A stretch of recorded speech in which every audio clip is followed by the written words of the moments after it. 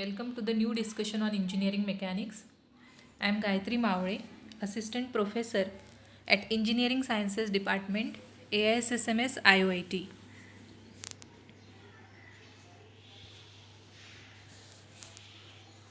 In this video, we will discuss about truss, assumptions made in analysis of trusses, classification of trusses, methods of analysis of trusses. Truss is a structure which can resist the applied loads only through either compression or tension. Truss is composed of only two force members. It means all members of a truss are two force members. Multi-force members are not present in truss. All members of truss are fixed or immovable. Members are connected at joints located at ends of the members. External forces are applied only at joints. Members are subjected to tensile or compressive forces.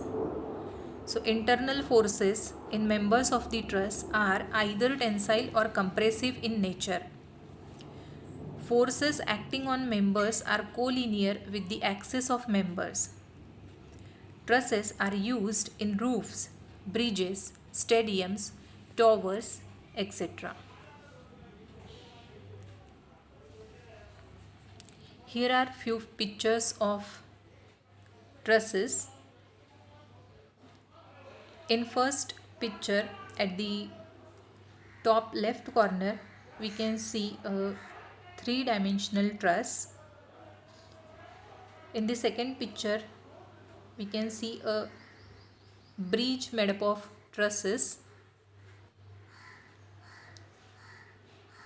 At bottom left corner,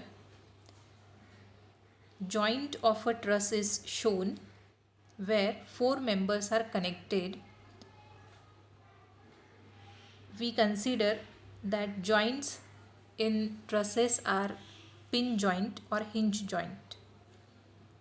And in last picture at the right bottom corner, we can see line diagram of a cantilever truss. This truss is supported at one end, left hand side end, and its right hand side is free.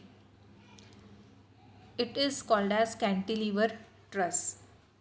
You can see all these trusses are made up of basic triangular units. Number of triangular units are connected to form a complete truss. In case of trusses, externally applied loads are applied only at joints and not applied along length of the member.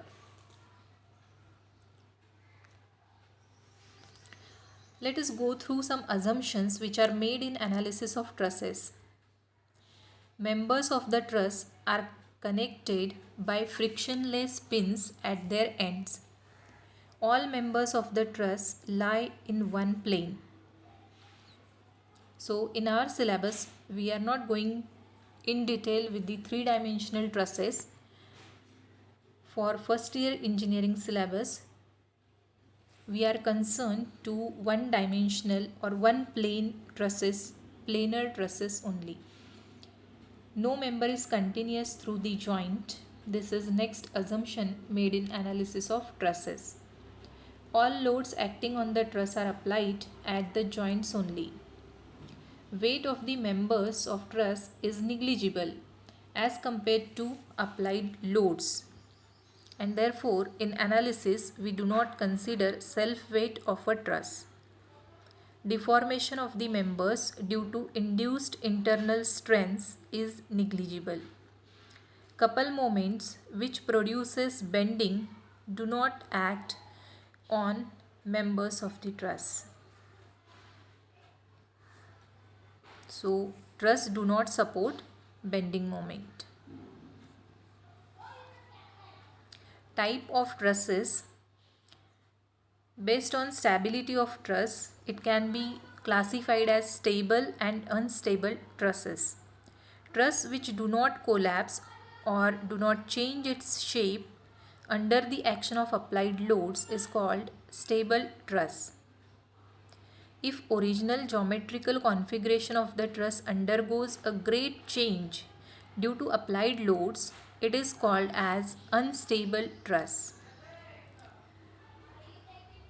Trusses can further be classified as plane and space trusses.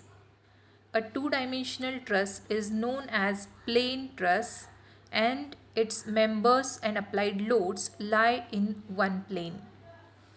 While when the members of the truss are joined at their ends to form a 3D configuration, then the truss is known as space truss. Trusses can further be classified as simple and compound trusses. A simple truss is a rigid plain truss which can be built from a triangular truss by repeating appropriately the addition of two new members and new one joint at a time. A truss formed by two or more simple trusses is known as compound truss. There are two methods for analysis of a truss. One is analysis by method of joints and the second method is method of section. Further, for analysis of trusses we can use graphical method, method of joint and method of section. These are analytical methods for analysis of truss. For the truss shown in picture here, number of members for this truss are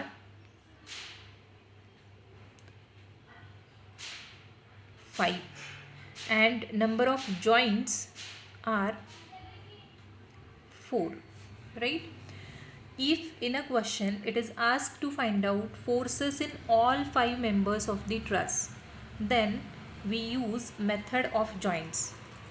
When we want to find out forces in all members of the truss, we go with method of joints. Further, if forces in only few members of the truss are asked, suppose we want to find out forces in just these 3 members of the truss, then it is better to go with method of section for this analysis. In short, when we want to find out forces in few members of the truss, method of section is better.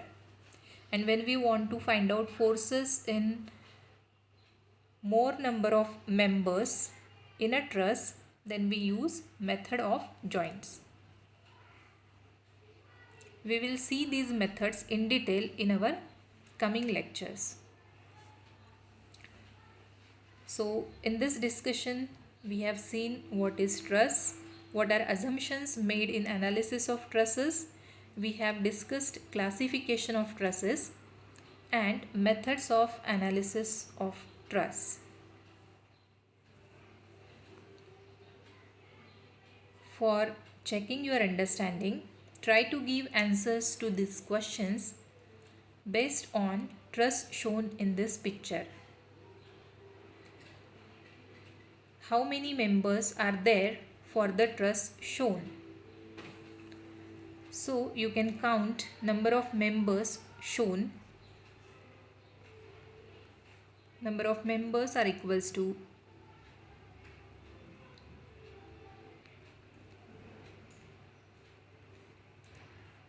so if we count, number of members are 9. How many joints are there for the truss shown? So number of joints are represented by letter J and are 6 joints we can see here. To find forces in BC,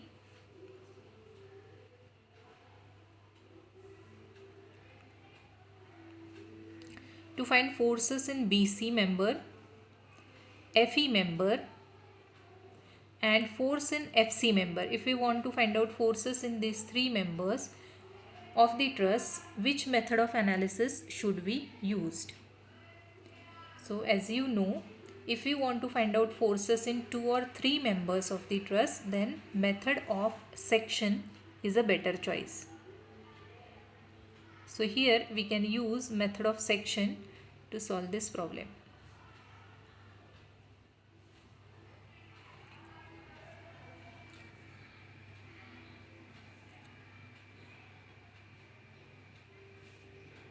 Thank you so much.